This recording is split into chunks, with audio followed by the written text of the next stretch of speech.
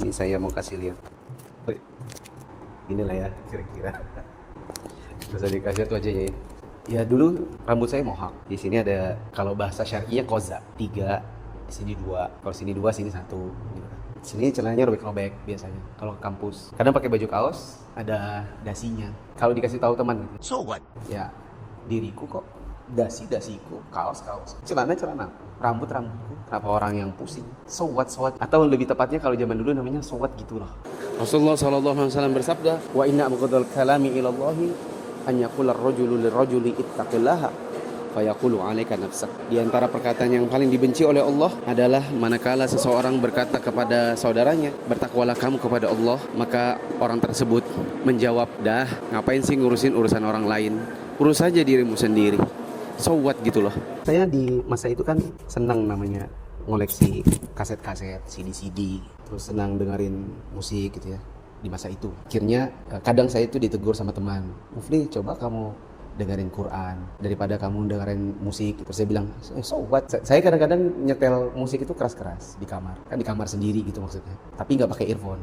Jadi nyalakan tape Simba keras, ya kadang-kadang terdengar sampai kamar-kamar lain di asrama. Jadi ada juga yang nasihatin, Mufli, kamu kalau dengerin pakai earphone dong. Saya bilang, so what? Kamarku, so what? Gitu.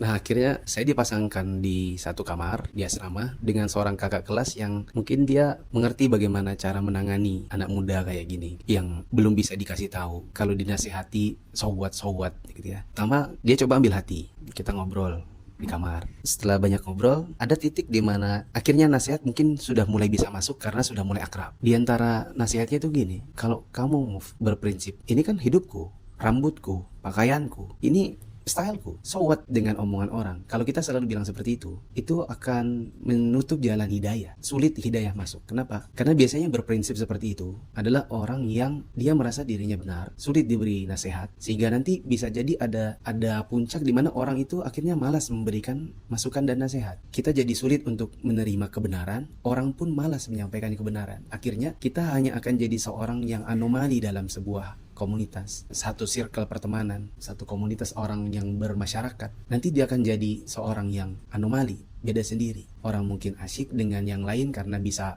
bergaul dengan baik, dengan enak. Kamu nanti akan jadi orang yang dianggap sebagai si yang menang sendiri, si yang paling sok pintar sendiri, dan seterusnya. Jadi akhirnya nasihat mulai lama-lama akhirnya masuk sampai di bulan Ramadan tahun 2005 ada satu ceramah yang saya tidak perlu ceritakan detailnya, sampai akhirnya ceramah itu membuat saya berpikir, selama ini kan yang bilang rambutmu bagus itu kan kamu sendiri, yang bilang style kayak gini keren, yang ngomong kan kamu, atau orang-orang masyarakat yang memang bukan orang-orang yang mengerti tentang nilai-nilai syar'i, adab-adab dan norma-norma berpakaian yang pantas bagi seorang muslim, ya kan? Itu kan yang bilang kamu dan mereka yang punya style seperti itu. Nasihat-nasihat ini masuk dan akhirnya bisa saya terima. Akhirnya Allah berikan hidayah. Kebetulan saya juga nggak pulang karena pertimbangan ekonomi orang tua. Karena waktu itu saya kuliah di Jogja, kakak kuliah di Bandung. Kata orang tua, nggak ada uang, kalian harus pilih salah satu. Siapa yang pulang berarti satu tinggal. Di tahun itu akhirnya saya yang tinggal di Jogja, tidak pulang ke Balikpapan. Ramadan saya habiskan di masjid kampus, dapat hidayah. Tanggal 2 Syawal saya janjian sama teman-teman yang waktu itu memang juga sama-sama dapat hidayah. Yuk kita ke toko kain yuk, aku pengen ganti. Jadi saya akhirnya ganti celana kain, terus ke kampus pakai baju koko, rambut mohawk dan kozaknya mulai hilang, ganti jadi belah samping, disisir. Gelang-gelang tadi yang ada di foto itu juga sudah hilang. Sampai ketika saya masuk di kampus, teman-teman ngurumunin saya, dia bilang, Mufli kamu sakit apa katanya. Sakit apa kamu Mufli? Kenapa kamu berubah begini gitu? Ya, dapat hidayah. Yang mau saya sampaikan teman-teman, satu, kalau kita hanya jadi orang yang suka berprinsip, so what? Ini hidupku. So what? Apa kata orang? So what gitu loh. Dengan perkataan orang dan seterusnya, yang seperti itu akan membuat kita jadi orang yang sulit menerima kebenaran. Bahkan kebenaran di depan mata telak kita nggak bisa terima.